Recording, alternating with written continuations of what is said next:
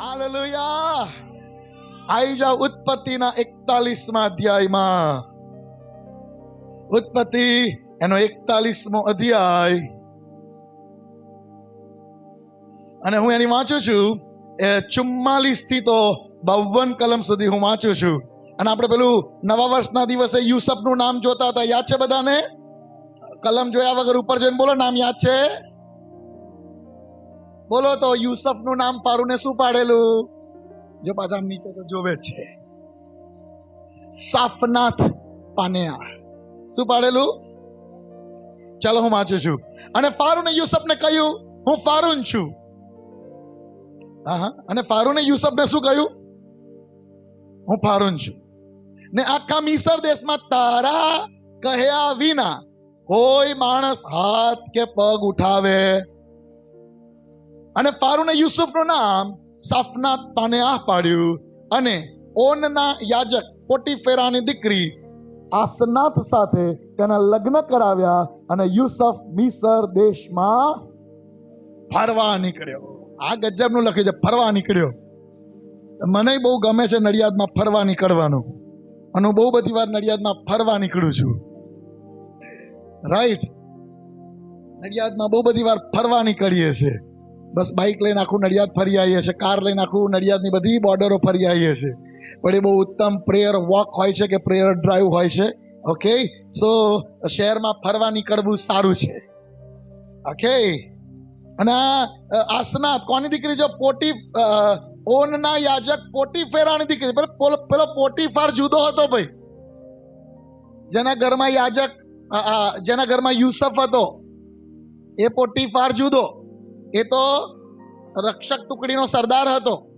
Okay, આ પોટીફેરા છે કે જે યાજક હતો, અને એની દીકરી આસનાથ સાથે એનું લગ્ન કર્યું. આગળ વાંચે 46મી કલમ.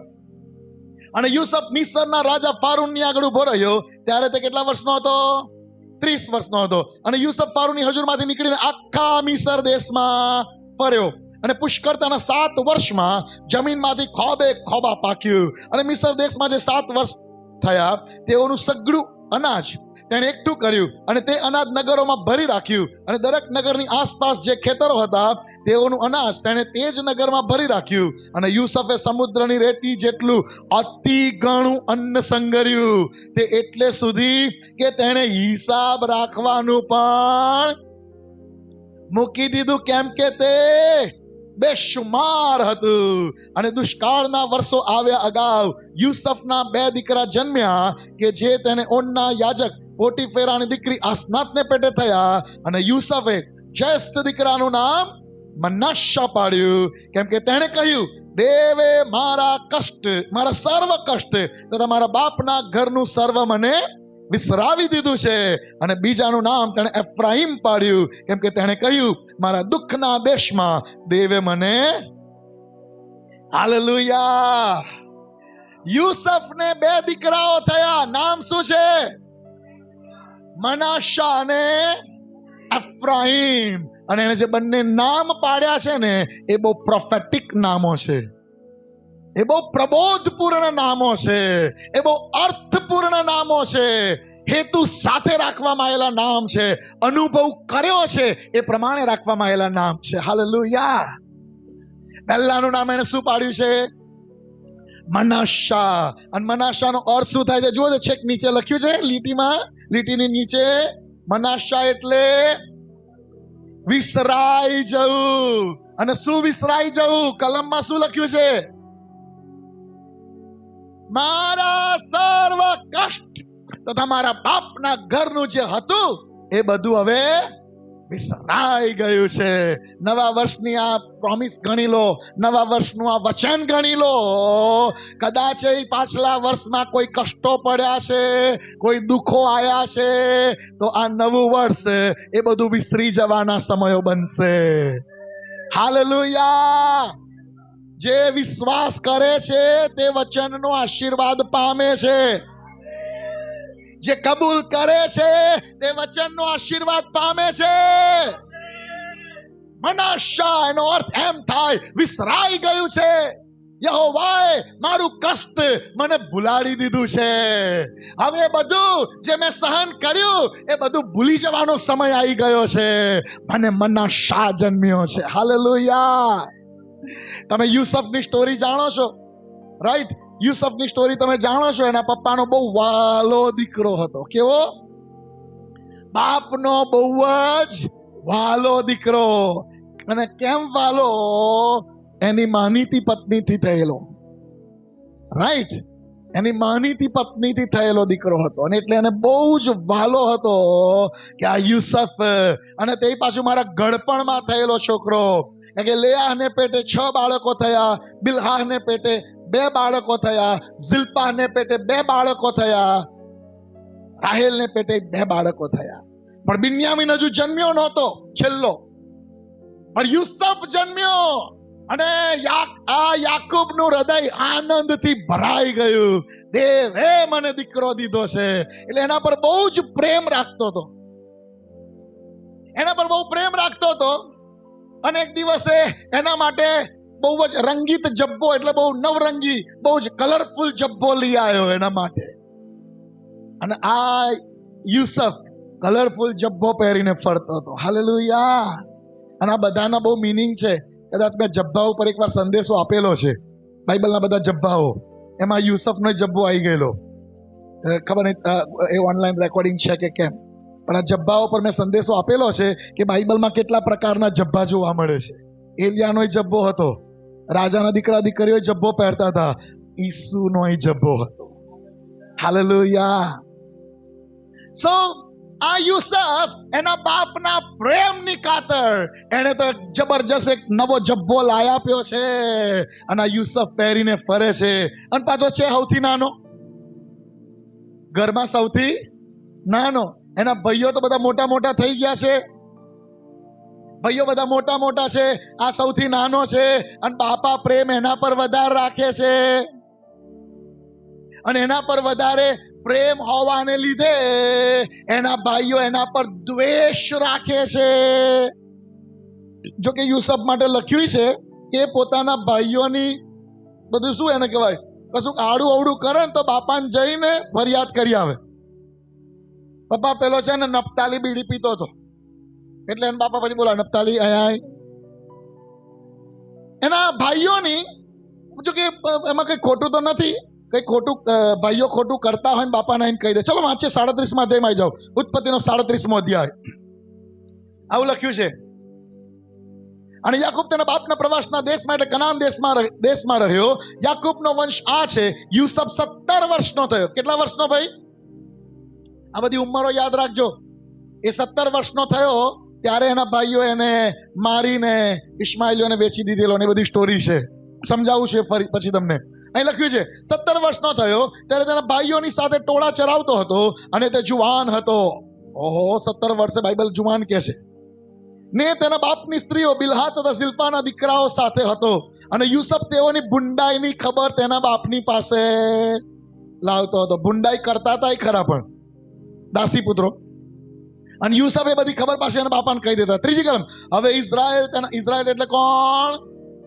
યાકૂબ. હવે ઇઝરાયલ તેના સર્વ દીકરાઓ કરતા યુસુફ પર વિશેષ પ્રીતિ કરતો હતો, કેમ કે તે તેના ગળપણનો દીકરો હતો. અને તેણે તેને સારું એક રંગીત જબ્બો સીવડાવ્યો. અને તેના ભાઈઓએ જોયું કે તેઓનો બાપ તેના સર્વ ભાઈઓ કરતા તેના પર વિશેષ પ્રીતિ કરે છે, અને તેઓ તેનો દ્વેષ કરતા ને તેની સાથે મીઠાશથી વાત કરી શકતા. ભાઈ, આ બહુ સમજવા જેવું છે. આ ભાઈઓ પોતાના સગા ભાઈને, પોતાના બાપના જ દીકરાને બહુ પ્રેમથી બોલાવી શકતા નહોતા, બહુ મીઠાશથી એની સાથે બોલી શકતા નહોતા. ખબર નહીં, એક પ્રકારની કડવાશથી ભરાઈ ગયેલા હતા. અને પ્રોબ્લેમ, સૌથી મોટો પ્રોબ્લેમ એ હતો, બાપા આના પર શું કરવા વધારે પ્રેમ રાખે છે. હું તમને કહું કે આ બહુ ગંભીર વસ્તુ છે. બાઇબલ એમ કે છે કે ઈર્ષા હાડકાનો સડો છે. કદી ક્યારેય મંડળી કોઈની ઈર્ષા કરશો નહીં. મેં કોઈક વાર ફેમિલી પ્રેયરમાં સમજાવ્યું છે. પેલો કોણ હતો? અહીતોફેલ, યાદ છે? હા કે ના? આખરે આપઘાત કરીને મરી ગયો. આ ભાઈઓ બસ ખાલી યાર બાપાના પ્રેમના લીધે, આગળ તો લખ્યું છે અને તેઓએ તેને મારી નાખવાની મસલત કરી નાખી. આ ગંભીર છે. એમના માટે બહુ ગંભીર આજ હતું. બાપા આના પર વધારે પ્રેમ કરે છે અને આ દાસી પુત્રો, અને એમણે નક્કી કર્યું કે આપણે એને મારી નાખીશું. Praise the lord. યુસુફ એ બધું યાદ કરીને કહે છે કે આવા છેલ્લી વાર યાદ કરું છું, હવે માર મનાસા જન્મ્યો છે. માર તો મનાસા જન્મ્યો છે. મનાસા એટલે દેવે મારું કષ્ટ, મારું દુઃખ બધું મને વિસરાઈ દીધું છે. હાલેલુયા. બે પડોશીઓ બનતું નતું. બે પડોશીઓ કાયમ ઝઘડા થાય અને બે વિશ્વાસી પાછા. એટલે પછી એમાં હાલેલુયા કેમનું આવે પપ્પા? તો બે વળતા હતા. પછી એવું થયું કે એક જણે કહ્યું, પ્રભુ આ બાજુવાળી નવી કાર લઈ આવી છે ને એના કરતા મોટી કાર મને આપો. પ્રભુ કે બેટા તારી ઈચ્છા. એટલે એના તો મોટી કાર આવી, તો પેલા બાજુવાળી તો એના કરતા મોટી આવી ગઈ. પછી એને કહ્યું મારા છોકરાને ફોરેન નું જવાનું, ભણવા જવાનું થઈ જાય. તો એને બે છોકરાનું થઈ ગયું. મારું ઘર સરસ બની જાય, તો બની ગયું, એનું એનથી મોટું બન્યું. એટલે પછી આ બાજુવાળી ખબર પડી કે મને મળે છે ને એના કરતા બાજુવાળીને 10 ગણું વધારે મળે છે. એટલે પછી એક દિવસ સવાર ઉઠી ગયા, પ્રભુ મને એક હળવો હાર્ટ એટેક આપ. કેવો? એક હળવો હાર્ટ એટેક આપ. પણ ત્યાં 10 ગણો ના આવ્યો. કઈ પ્રભુ ગાડા થોડા છે? શું આપવું શું ના આપવું કઈ પ્રભુને સમજણ નહીં પડતી? બાઇબલમાં એમ લખ્યું છે નીતિ વચનમાં, યહોવાની વિરુદ્ધ ચાલે એવું કોઈ જ્ઞાન, બુદ્ધિ કે મસલત નથી. પ્રભુને ઉલ્લુ ના બનાવાય કે બધું માર કરતા વધારે આવે તો લો તાર મને હળવો એટેક આપો એટલે એને 10 ગણો આવે તો જાય. એવું ના થાય ભાઈ. પ્રભુ કઈક પ્રભુ ના સમજણ પડતી એવું થોડું, પ્રભુને બધી ખબર પડે. અને યુસુફના ભાઈઓનું આવું જ હતું કે બાપા આના પર પ્રેમ રાખે છે અને એના પર બહુ જ દ્વેષ રાખતા હતા. તો પ્રેઝ ધ લોર્ડ. જો કદાચ તમે એવી પરિસ્થિતિનો સામનો કર્યો હોય તોય મનાસા દેવે આપણા માટે રાખ્યો જ હોય છે. ગમે તેવા કષ્ટો હશે ને, પ્રભુ કહે છે બધા કષ્ટ વિસરાઈ ગયા છે. પ્રભુ કહે છે આ વર્ષ એ કષ્ટો વિસરી જવાનું વર્ષ છે. પ્રભુ કહે છે આ વર્ષ એ જૂના વર્ષના દુઃખો યાદ કરવાનું નથી, એને ભૂલી જવાનું વર્ષ છે. હાલેલુયા. અને જ ભાઈઓ પાછું એક દિવસે યાકૂબે કહ્યું, યુસુફ જા તારા ભાઈઓ ઘેટા ચરાવવા ગયા છે, ખબર કાઢતો હોય કઈ બાજુ ગયા છે. એ તો બાજુ આગળ આગળ વધતા જાય ને, જેમ ઘાસચારો ખલાસ થાય એમ આગળ લીલું ઘાસ જ્યાં જ્યાં ઉગતું હોય, પાણીની વ્યવસ્થા હોય ત્યાં એ તો હજારો ઘેટા રાખે, એટલે લઈને ફરવું પડે. એટલે એમનો તંબુ અહીં લાગેલો હોય, પણ ચરાવતા ચરાવતા એ લોકો કેટલાય આગળ નીકળી ગયા હોય. ઘણી વાર તો દેશની બહાર નીકળી જતા હતા. એવું લખ્યું છે કે ફલાણા દેશમાં ફલાણા પર્વતની પેલી બાજુ તેઓ ચરાવતા હતા. એટલે આ યુસુફને મોકલ્યો જ્યાં ભાઈઓની ખબર કાઢી લાય.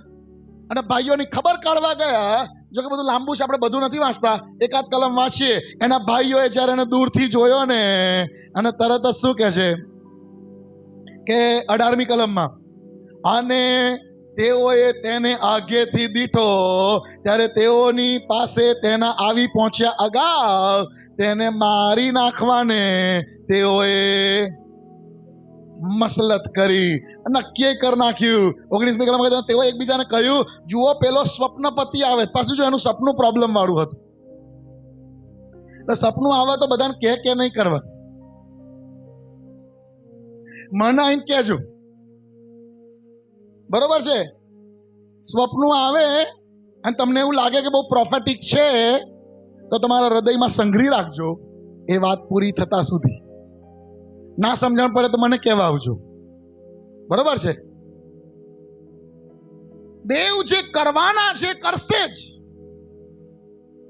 ઘણી વખત અમુક બાબતો એવી હોય છે, પ્રબોધવાણીઓ પણ એવું નહીં કે મને મળ્યું એટલે સીધું મંડળી આગળ દોડીનું કહી જ દઉં. ઘણી પ્રબોધવાણીઓ એવી હોય છે કે જે તમારા હૃદયમાં રાખવાની હોય છે. અને મરિયમે એ વાત પોતાના મનમાં રાખી. એ કોઈને કહેવાનું નહોતી. દેવે ખાલી એને અન્ડરસ્ટેન્ડિંગ આપી, દેવે એને રેવલેશન આપ્યું, એને સંગ્રહી રાખવાનું હતું અને એને સંગ્રહી રાખ્યું. સમય આવ્યો, પૂરું થયું, ત્યારે દેખાઈ આવ્યું યહોવાએ જે મને કહ્યું હતું એ આ પૂરું થયું છે. હાલેલુયા. સો યુસુફ કહે છે મારા સંકટના એ દુઃખના સમયોને પ્રભુએ ભૂલાડી દીધા છે. 2026 નું વર્ષ દુઃખોને ભૂલી જવાનું વર્ષ થાવ. આમેન.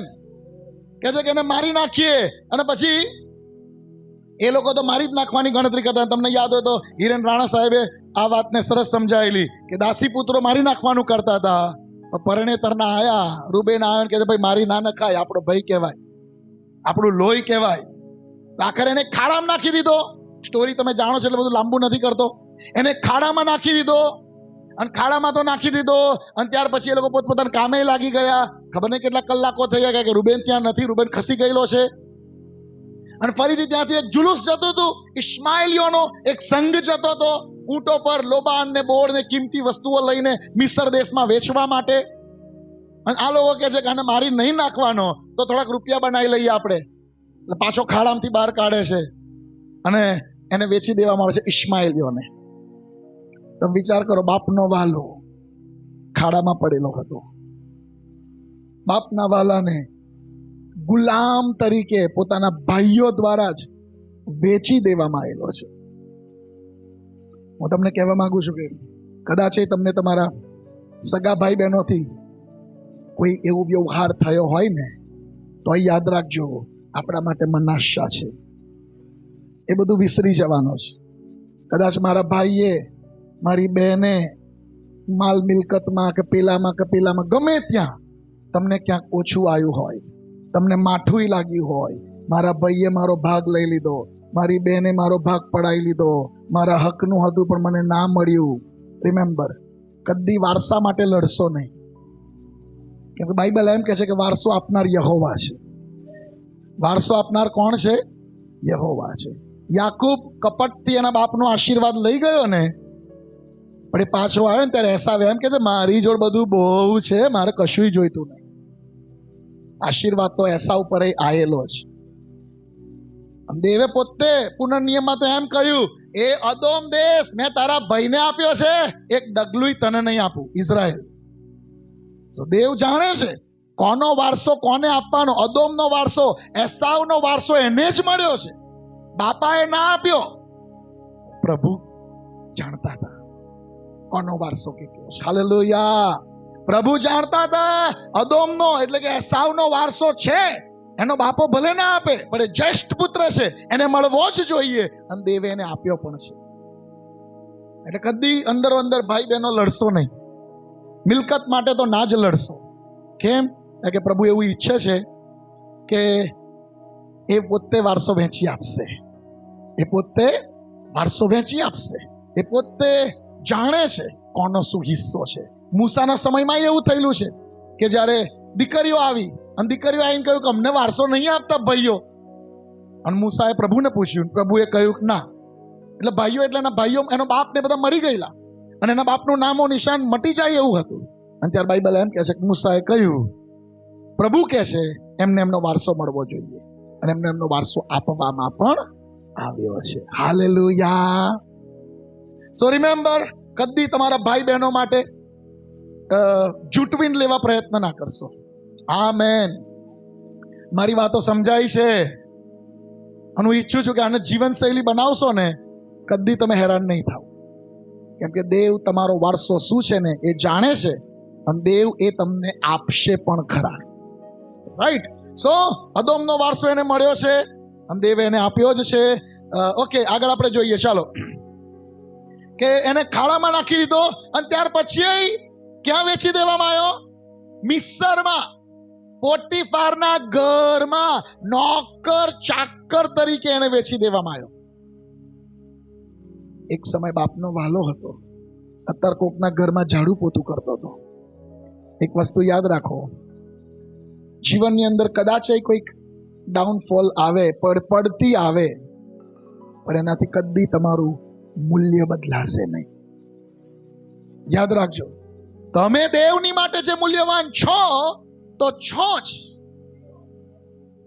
500 ની નોટ એકદમ કડકડતી હોય તોય 500 ની છે, ધૂળમાં પડી જાય તોય 500 ની છે, તમારા પગ નીચે આવી જાય તોય 500 ની છે.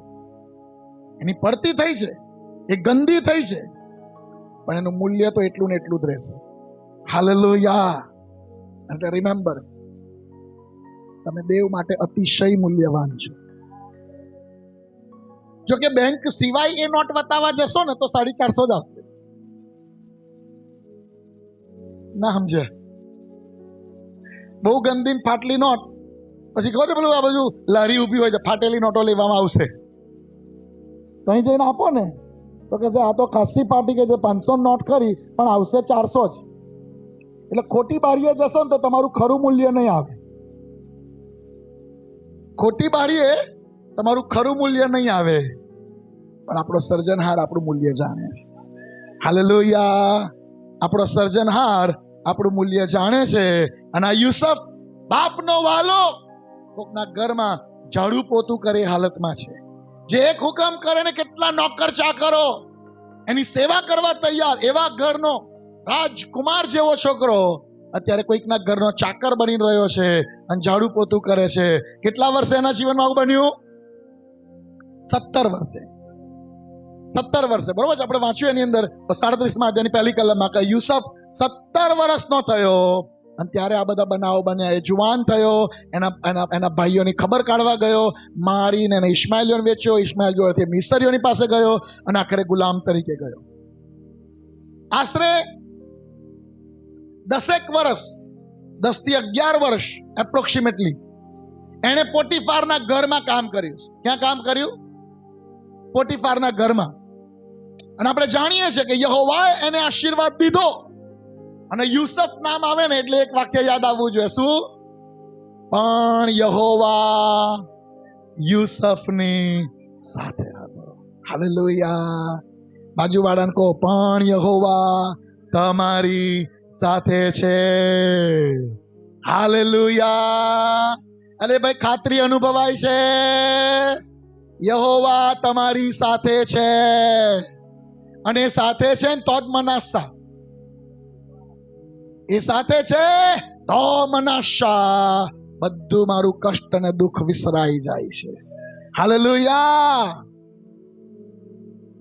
અને હવે આપણે જાણીએ છીએ કે કદાચ ઓલમોસ્ટ માનો ને 27 વર્ષનો થયો હશે, 27 થી 28, અને ત્યારે પોટીફારની સ્ત્રીએ એના પર કુદ્રષ્ટિ કરી અને એને પકડાઈ દીધો ખોટા કેસમાં.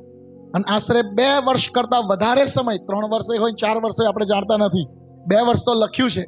જ્યારે એને પેલા ભઠિયારા અને પાત્રવાહકના સ્વપ્નનો અર્થ કહી બતાવ્યો ત્યાર પછી 2 વર્ષ છે.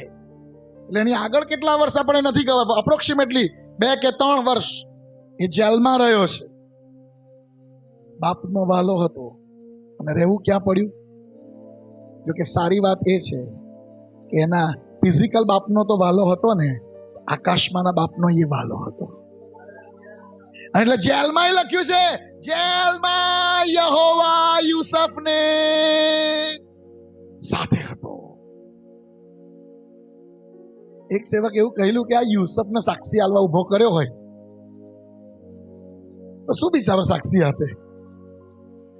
ઘરમાં બાપનો વાલો થોડાક વર્ષો સારા હતા, પછી તો બધું પ્રોબ્લેમ જ આવ્યા છે. એ ભાઈઓએ દ્વેષ કર્યો, કેટલા વર્ષે દ્વેષ ચાલુ રહ્યો, ફરી પાછો વેચી દીધો ઇસ્માઇલીઓ જોડે, પછી ત્યાંથી મિસરમાં ને ગુલામ તરીકે જીવવાનું, ઝાડુ પોતું કરવાનું. જો કે પ્રભુની કૃપા એની સાથે રહી માટે એ પ્રમોશન પર પ્રમોશન પામ્યો. હાલેલુયા. ભાઈ, જેના પર કૃપા હશે પ્રમોશન પામશે, નોકરીમાં પામશે, કુટુંબમાં પામશે, જીવનમાં પામશે, અને જ્યાં જશો ત્યાં તમે પ્રમોશન પામશો. હાલેલુયા. જ્યાં જશો ત્યાં તમે પ્રમોશન પામશો. આ દેવની ફેવર છે. હાલેલુયા. અને આ વર્ષને કહેવામાં આવ્યું છે ફેવરનું વર્ષ, યહોવાનું માન્ય વર્ષ, છુટકારાનું વર્ષ, જ્યુબિલી વર્ષ અને ભરપૂર કૃપાનું વર્ષ. Hallelujah. So praise the lord કે એને કોણ જન્મ્યું? મનાશા. 2026 ના વર્ષ માટે યાદ રાખો, મનાશા છે. પાછલા વર્ષોના દુઃખો, પાછલા વર્ષોના કષ્ટો, એ બધું યહોવાએ મને ભૂલાડી દીધું છે. હવે બધા દોષથી હું મુક્ત છું, એ બધા કષ્ટથી હું મુક્ત છું. તમને ખબર છે કે આપણું આત્મિક જીવન આવું જ છે? હા કે ના? આપણું આત્મિક જીવન આવું જ છે. બાઇબલ એમ કહે છે કે તેણે મારા પાપ પૂર્વથી પશ્ચિમ જેટલું દૂર છે એટલા દૂર કર્યા છે. અને હજુ કોઈ વિજ્ઞાન નથી કે એનું માપ કાઢી શકે. એ અનંત રેખા જ જાય. સમજો, બાઇબલ એમ કહે છે તારા પાપ પૂર્વથી જેટલું પશ્ચિમ દૂર છે ને એટલે દૂર ને કરી દીધા છે. ઘણા લોકો એક જ પાપની 10 વાર માફી માંગતા હોય છે અને સારું છે, એમાં કશું ખોટું નથી. પણ જો વચનને સમજીએ ને તો એવું થાય કે તમે એકવાર જો ખરા હૃદયથી માફી માંગી લો ને કે પ્રભુ મારાથી પાપ થયું છે, મારાથી ભૂલ થઈ છે, તમારા લોહીથી મને ધોઈ નાખો, શુદ્ધ અને પવિત્ર કરો. એ જ કરી બાઇબલ એમ કહે છે તમારા પાપ માફ થઈ જાય છે. અને ફરી બીજા દિવસ તમે પ્રાર્થના બેસો ને યાદ આપો, પ્રભુ પેલું કાલ વાળું તો માફ કરજો. પ્રભુ કે એ કયું? પ્રભુ કાલે પેલું પાપ થઈ ગયું ને. પ્રભુ કે એ કયું પાપ? ના રે ભાઈ, કોઈ તારા એકાઉન્ટમાં એ કઈ પાપ નહીં હવે. હાલેલુયા. એવું નહીં પ્રભુ ભૂલી જાય છે. બાઇબલ એમ કહે છે કે તે યાદ કરશે. એમના મગજમાં એમ બરાબરથી ભૂસી નાખ્યો, ભૂલી જ જાય એવું ના. પ્રભુ બધું યાદ જ હોય. પ્રભુ એમ કહે છે કે હું યાદ કરીશ. હાલેલુયા. ખરા હૃદયથી કહો થેન્ક યુ પ્રભુ. કે સાચે કહું, યાદ કરે ને તો આપણે એની આગળ જ ના ઉભા રહેવાય. એ યાદ કરીને આપણને યાદ આવે જો પેલા દર તો આ કરી તો પેલા દર મને નહીં યાદ, એટલે વિડીયો ચલાવો. આપણાથી તો ઊભું જ ના રહેવાય. હે, એક સેવકે એવું સંદેશ આમ કહેલું, ઉપર જશો ને તો બધા સીસીટીવી ચાલુ થશે. આખી એક અબજોની ભીડ આગળ તમને ઉભા રાખશે ને પછી બતાવશે જો આને કયા કયા પાપ કરે જોવો જોઈએ. અને મને તો બહુ તકલીફ, પ્રભુ આવું કરશે, બહુ અઘરું પડશે નહીં ભાઈ? પ્રભુ એવું ના કરે. એ પાપને ઢાંકનાર ઈશ્વર છે. તમને ઉઘાડા પાડનાર નહીં, તમને ઉઘાડા પાડનાર નહીં, એ તમને ઢાંકનાર ઈશ્વર છે. હાલેલુયા. Praise the lord. કે આ બધી જ મુશ્કેલીઓ આવી, ઇવન ખોટા કેસમાં હું યહોવાની આગળ મારી જાતને નહીં વટાડું, વ્યભિચાર નહીં કરું, એના લીધે એને જેલમાં જવું પડ્યું. બાકી વ્યભિચારના પાપમાં પડ્યો હોત ને તો ઓર પ્રમોશન થઈ જાય.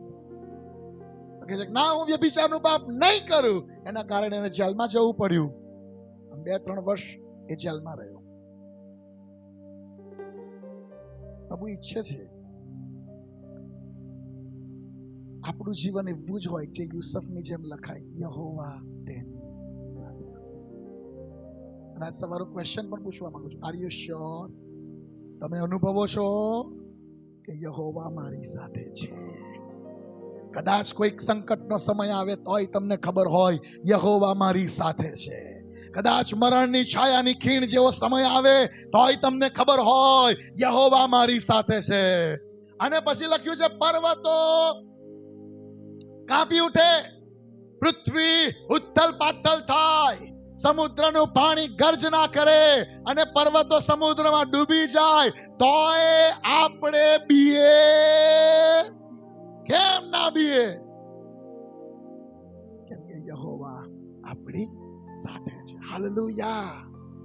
સો રિમેમ્બર, આ 2026 નું વર્ષ યુસફનો પહેલો દીકરો આવ્યો કે જેનું નામ છે મનાશા, અને એના માટે એમ લખવામાં આવ્યું છે કે એનો અર્થ એવો થાય છે વિસરી ગયો છું.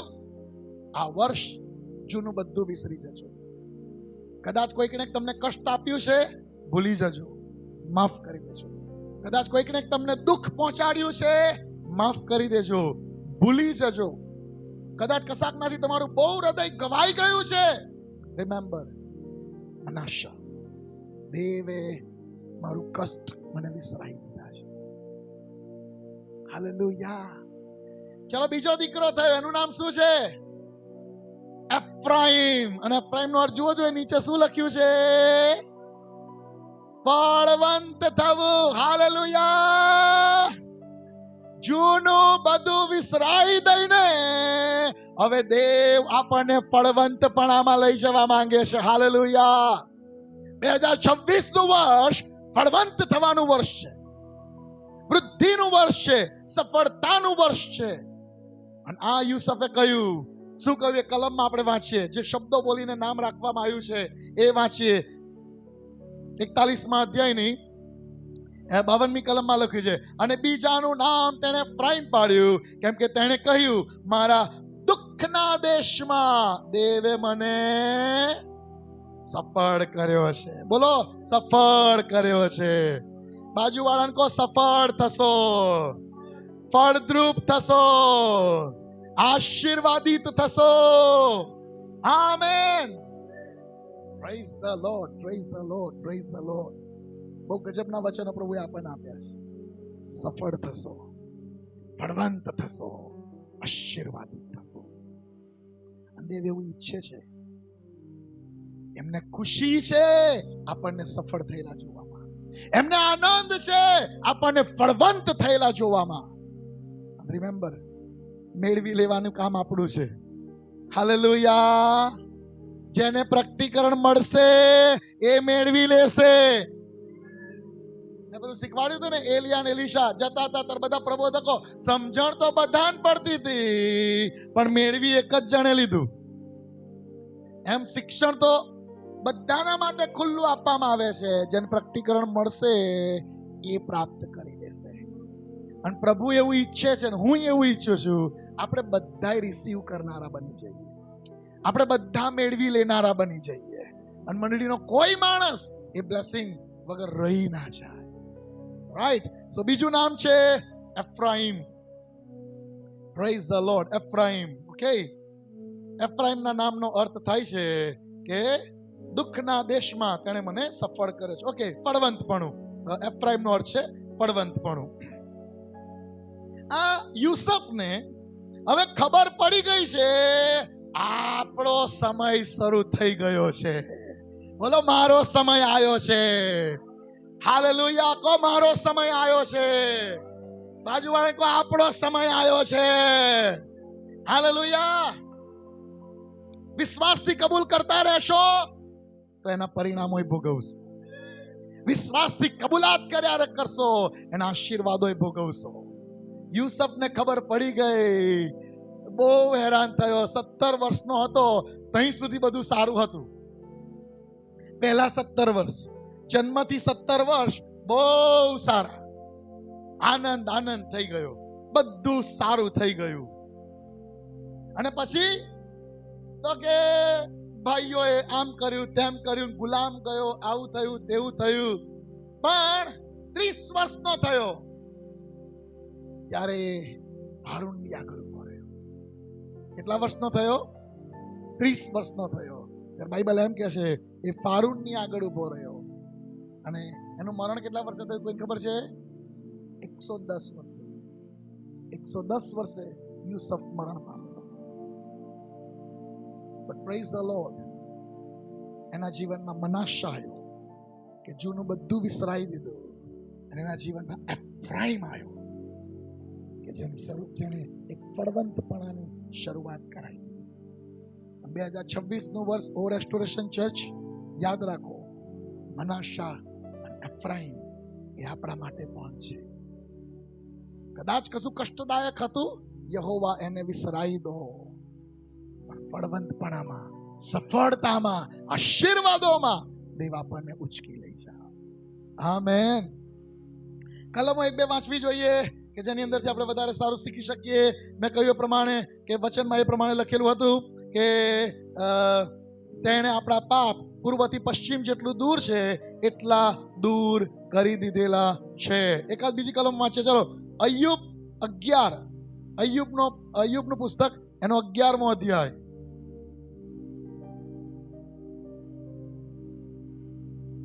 ઓકે, એની 16 થી 18 કલમો વાંચો. જો આવું લખ્યું છે, કેમ કે તું તારું દુઃખ વિસરી જશે. મનાશામાં આવશે. હા, મનાશામાં. કેમ કે તું તારું દુઃખ વિસરી જશે, વહી ગયેલા પાણીની પેટે તે તને યાદ આવશે. તારી જિંદગી બપોર કરતા તેજસ્વી થશે. હાલેલુયા. અલા ભાઈ, જિંદગી કેવી થશે? બપોર કરતા તેજસ્વી. એનો મતલબ શું? સૂર્યના તેજ કરતા વધારે તેજસ્વી થશે. આમેન. અંધકાર હશે તો પણ તે પ્રભાતના જેવી થશે. આપણા માટે રાત આવશે ને તો આપણે તો પ્રકાશિત જ હોઈશું. આમેન. આપણા માટે મરણની છાયાની ખીણ આવશે ને તો આપણે જીવનમાં ચાલતા આવીશું. Hallelujah. Praise the lord, praise the lord. આશા ઉત્પન્ન થવાને લીધે તું નિર્ભય થશે. માણસોને અંધારામાં બીક લાગે, લાઈટ ચાલુ કરે એટલે બીક જતી રહે. અહીં લખ્યું છે, આશા ઉત્પન્ન થવાને લીધે તું કેવો રહેશે? નિર્ભય રહેશે. હા, તું ચારે તરફ જોશે અને સહી સલામત યોગ્ય સમયે આરામ લેશે. હાલેલુયા. અમુક કલમોનો દુરુપયોગ થતો હોય છે. એક જણાને મેં કહ્યું, રવિવાર લેટ કેમ આવે છે? તો એ જ દિવસે કેલેન્ડરમાં કલમ, તું સૂઈ જશે ત્યારે તને મીઠી ઊંઘ આવશે. મેં કે સાહેબ, આ વચનના લીધે મારથી નહીં આવવાનું. વચન જ જો ને તમે, આ વચન મારા માટે પરિપૂર્ણ થયું. તું સૂઈ જશે ત્યારે તને મીઠી ઊંઘ આવશે. એટલે કે મારે રવિવારે જ આ વચન ખાસ આવે છે. નોકરી પર જવાનું હોય તો નહીં આવતું કે, પણ રવિવાર તો આ વચન ખાસ મારી પાસે આવે છે. રાતથી જ આવી ગયું હોય છે. તું સૂઈ જશે ત્યારે તને મીઠી ઊંઘ આવશે અને સવારે 10 વાગે તું ઉઠશે. એટલે ભાઈ એટલે મેં ના કહ્યું યોગ્ય સમયે આરામ કરશે. જોકે બાઇબલમાં આરામનો અર્થ જુદો છે. ઓકે, પણ સી અહીંયા લખ્યું છે કે તારું દુઃખ વિસરાઈ જશે. આમેન. મનાશા, તારું દુઃખ વિસરાઈ જશે. ગીત શાસ્ત્ર 103 અને 12 માં શું લખ્યું છે? જુઓ, ગીત શાસ્ત્ર 103 અને 12 આ પ્રમાણે લખ્યું છે, પૂર્વ જેટલું પશ્ચિમથી દૂર છે તેટલા તારા આપણા ઉલ્લંઘન આપણાથી દૂર કર્યા છે. કલમ આવી ગઈ, મેં ઓલરેડી બોલી ગયો છું. પ્રકટીકરણ 21મો અધ્યાય 4થી કલમ. પ્રકટીકરણ 21 અને 4, ત્યાં એવું લખ્યું છે, એ તેઓની આંખોમાંનો દરેક આંસુ લૂછી નાખશે. મરણ ફરીથી થનાર, તેમજ શોક કે રુદન કે દુઃખ ફરીથી થનાર.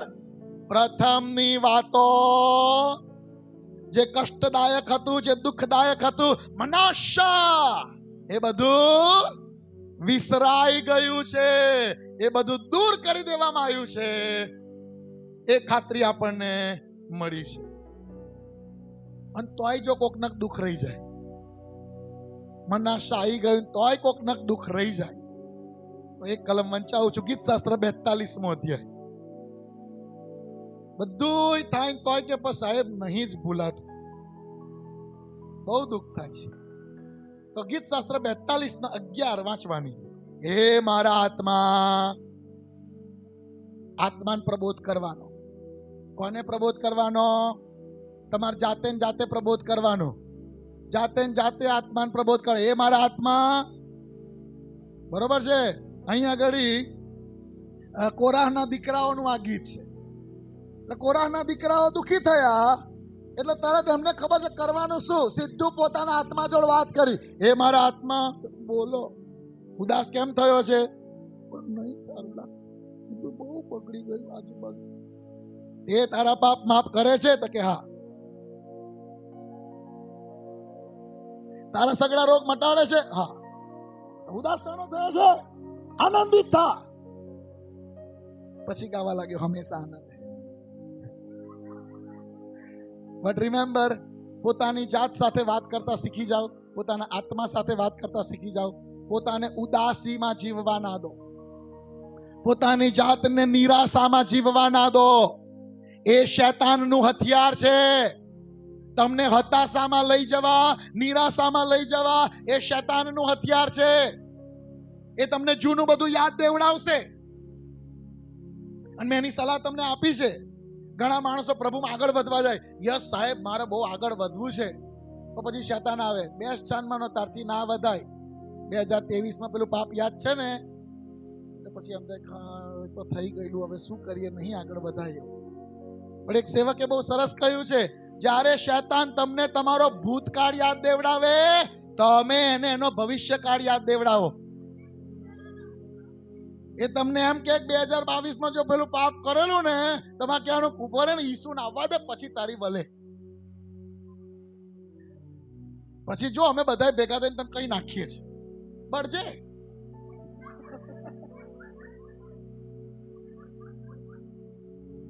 અને એવું ના માનશો કે નર્કનો રાજા શૈતાન છે.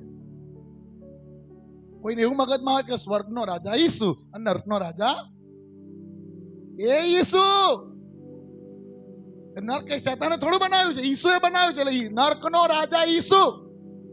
બધાને મગજમાં હોય છે શૈતાન છે ને, તો આમ મુંગટ પહેરલો હશે, કાળો કાળો સાટકો લઈને ફરતો હશે ને બધાને મારતો હશે. ઓ ભાઈ એ ત્યાં બળતો હશે. એ સાનો તાનો રાજા, એ સાનો ત્યાંનો અધિકારી. શૈતાનને શિક્ષા કરવા એ નર્ક છે. એટલે એ કઈ ત્યાં અધિકાર નહીં ચલાવતો હોય, એ ત્યાં આગળ કઈ આનંદ નહીં કરતો હોય. સમજાય છે? એટલે નર્ક તો શૈતાનને શિક્ષા કરવા માટે છે. એટલે શૈતાન તમને તમારો ભૂતકાળ યાદ દેવડાવે ને, એટલે પ્રભુ યાદ નહીં કરતા તું શું લઈ મંડીશ? પ્રભુએ માફ કર્યું, પ્રભુએ ભૂસી નાખ્યું, પ્રભુ યાદ નહીં કરતા. તને બધું બહુ યાદ રહેશે. ઉપર તને યાદ દેવડાવે. જો શું લખ્યું છે, પ્રભુ છે ને આમ તારું તો વેલ્યુ શું ખબર છે? તારું નાશ શરમાઈ નહીં જશે. ઇન્સલ્ટ કરી નાખ્યો નાની છોકરીએ.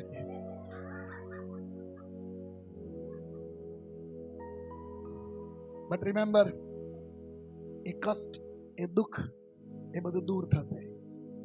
અને કદાચ એ કોઈકને થયું હોય 2026માં પ્રભુ તમારા માટે મનાશાનો સમય લાવે કે દેવે મારા કષ્ટ અને મારા દુઃખ મને વિસરાઈ દીધા છે. હાલેલુયા. કોઈ પણ જગ્યાએ તમારી ઓફિસમાં તમે હર્ટ થયા હોય, તમારા એવા સેક્યુલર વર્લ્ડમાં તમારા પડોશીએ તમારું અપમાન કર્યું હોય, તમને ખરાબ બોલ્યા હોય, તમારા કોઈ સંબંધીએ તમારી સાથે કોઈ ખરાબ વ્યવહાર થયો હોય, મંડળીમાં ક્યાંક તમને કોઈકથી માઠું લાગ્યું હોય, 2026ના વર્ષમાં મનાશા, મારું બધું જૂનું ઈસુના નામમાં વિસરાઈ જાઓ. હાલેલુયા. પણ હવે આપણા માટે કોણ જન્મ્યો છે? એફ્રાઈમ. બળવંતપણું, સફળતા અને આશીર્વાદ. હાલેલુયા. પેલી કલમ યાદ આવે, યુસુફે કેમ એનું નામ એફ્રાઈમ પાડ્યું હશે? યુસુફે એનું નામ એફ્રાઈમ પાડ્યું. કલમ યાદ આવતી હશે, મારા શત્રુઓ ના દેખતા તું મારે વાસ્તે. તમને શું લાગે છે? ફારૂને યુસુફને બનાવ્યો. હવે આખા મિસર ઉપર ફારૂન પછીનો અધિકારી કોણ? યુસુફ. એટલે પેલો પોટીફાર હતો, પેલો પોટીફેરા તો સસરો, એ યાજક હતો. પેલો પોટીફાર હતો એ હવે કોની અંડરમાં? યુસુફની અંડરમાં. એની વાઈફ કોઈ મીટિંગમાં નહીં આવતી હોય. રાજ્યની સભા ભરાતી હશે, શું પોટીફારની વાઈફ આ કે અધિકારી દેવે કોને બનાવ્યો? યુસુફને બનાવ્યો. દોષ મૂકનારી હવે નાહી શકે. પોટીફાર એની આગળ શું મોં લઈને જાય? કેમ કે યહોવા યુસુફ સાથે. હાલેલુયા. એક વસ્તુ યાદ રાખો, મનાશા અને એફ્રાઈમ. પ્રભુએ 2026 માટે પણ આ વચન આપણા માટે બનાવ્યું છે કે દેવે પોટીફારને આગળ પણ, કે જે એને નીચો પાડનાર હતો, એને બંદીખાનામાં નાખનાર હતો. ઇવન હું તમને કહું, સિપાહીઓ કે જેમણે એને પકડીને બાંધ્યો હશે, જેણે પકડીને એને બંદીવાસમાં નાખ્યો હશે, બધાની આગળ પ્રભુએ એના માટે એફ્રાઈમ, બળવંતપણું, સફળતા અને આશીર્વાદો લાવી. અને મને બહુ આનંદ છે કે યુસુફે કોઈ બદલો લીધો નહીં. બોલાવો પેલા પોટીફારને, કઈ ગયો કે, અને એની વાઈફને તો ખાસ બોલાવો. યુસુફે કોઈ બદલો લીધો મંડળી, એક વસ્તુ યાદ રાખો, યહોવા તમને ઊંચાઈઓ પર લઈ જાય, કદી જૂનું વેર વાળવા પ્રયત્ન ના કરશો. યહોવા તમને ધનવાન કરે, કદી જૂનું વેર વાળવા પ્રયત્ન ના કરશો. દેવ તમને માન સન્માન વાળી સ્થિતિ પર મૂકે, કદી જૂનું વેર વાળવા પ્રયત્ન ના કરશો.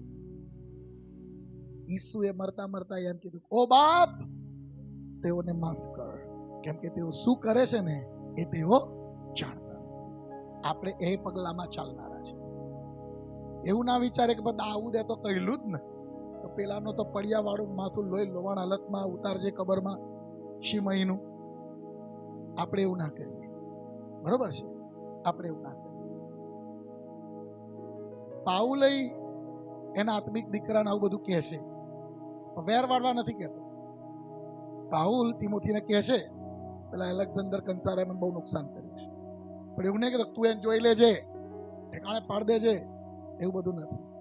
સો નવા કરારમાં દેવે આપણને માફીનો સિદ્ધાંત આપેલો છે. આમેન.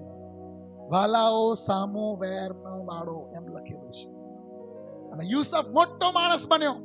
એ ઈચ્છે તો પોટીફારને એના જ ઘરની જેલમાં કેદ કરી શકે. પોટીફારની વાઈફને એના જ ઘરની જેલમાં કેદ કરી શકે. જે જેલમાં યુસુફ હતો ત્યાં જ પોટીફાર એની સ્ત્રીને જેલમાં નાખી શકે. એને બદલો લીધો નથી. જે માણસોની પાસે યહોવા છે એ કદી સામે બદલો વાળવાનો વિચારશે. આમેન. પાછલા વર્ષમાં કદાચ કોઈ કષ્ટો પડ્યા છે તમને, કદાચ કોઈ દુઃખ થયું છે તમને, કદાચ તમારા નોકરીના સ્થળે, પડોશીઓમાં, સંબંધીઓમાં, કોઈ પણ જગ્યાએ મનાશા, બધું વિસરી જવાનું આ વર્ષ છે. એફ્રાઈમ નવા વર્ષની ફળવંતતામાં અને આશીર્વાદોમાં આગળ વધવાનું આ વર્ષ છે. હાલેલુયા. છેલ્લો પોઈન્ટ કહી દઉં. જ્યારે યાકૂબ એના દીકરાને મળવા આવ્યો, હાલેલુયા, કારણ કે યાકૂબને તો એવી જ ખબર હતી કે મારો છોકરો મરી ગયો છે. એક એના ભાઈઓએ જ એનો જે રંગીત જબ્બો હતો એ પ્રાણીના લોહીમાં ડબોડી અને બાપાને બધા, જો બાપા હવે આ જંગલમાં અમને તો આ મળ્યો છે, તું સૂંઘીને જોઈ લે, તારા છોકરાનો છે કે નહીં. અને યુસુફ કે, અરે યાકૂબ કે, આ તો મારા દીકરા યુસુફનો જ જબ્બો છે, મારા દીકરાને જંગલી પશુએ ફાડી ખાધો છે. કેટલાય દિવસ સુધી એને શોક કર્યો, બહુ શોક કર્યો. અને પછી એના બધા દીકરાઓ એને દિલાસો આપ્યા, બાપા આમેન કરો, હવે ના, બહુ ના રડશો, આ ટાટ ઓળેલું છે, કાઢો હવે, રાખમાંથી ઉઠો હવે, અને હવે બસ શોક બંધ કરો. પણ યાકૂબે શોક તોડવાની ના પાડી. અને એક વાક્ય એ બોલી ગયો ને, હું ઈચ્છું છું કે આ વસ્તુ તમે આખી જિંદગી યાદ રાખજો. યાકૂબ એવો બોલ્યો છે, હવે હું મારા શોકના દાડામાં જીવીશ અને આ જ હાલતમાં હું કબરમાં જઈશ. ત્યાર પછી યાકૂબની કોઈ બહુ ખાસ સ્ટોરી નથી, સમજાય છે? હા, તો એ દેવેન દર્શન આપ્યું છે. છેલ્લે દેવેન દર્શન આપીને કહ્યું, તારી આંખો પર યુસુફ હાથ મૂકશે જ્યારે તું મરી જઈશ ત્યારે. અને એવું થયું પણ છે. દેવે છોડી દીધું એવું નહીં, પણ એક મહત્વની વસ્તુ સમજાવવા માંગુ છું. બહુ બધા લોકો ભૂલ કરતા હોય છે. જ્યારે કુટુંબમાં મરણ થાય, તમારા કુટુંબમાં મરણ થાય તો પણ તમારા શબ્દો દેવને દોષ દેનારા ના હોવા જોઈએ. દુઃખ તમને ગમે એટલું થયું હોય, એવા શબ્દો ના બોલો કે તમે દેવને દોષિત ઠરાવો. આમેન. અને એવા શબ્દો ના બોલો કે જે તમારા પર કે તમારા કુટુંબ પર શ્રાપ લાવનારા હોય. આમેન. જ્યારે યાકૂબ યુસુફને મળવા ગયો, ખુશ થઈ ગયો, આનંદ, અરે જેને હું મરેલો જાણતો હતો એ તો જીવતો નીકળ્યો અને આખા મિસરનો અધિપતિ નીકળ્યો. એના બાપનો હરખ માયને એવો હતો. અને જ્યારે એને યાકૂબને એના બધા કુટુંબીજનોને બોલાયા, આશરે 70 લોકો મિસરમાં ગયા યુસુફની પાસે. અને પછી એમને રહેવાની જગ્યા આપી ગોશેન દેશના રામસેસમાં. અને પછી યુસુફ એના 2 છોકરાઓને લઈને આવ્યો. હાલેલુયા. અને પેલું નવા વર્ષના દાડે પેલું કહ્યું, આસનાથને ધન્ય છે, એ યાજકની દીકરી હતી, ફારૂનનો યાજક, ઓનનો યાજક પોટીફેરા ધાર્મિક ગુરુની દીકરી હતી.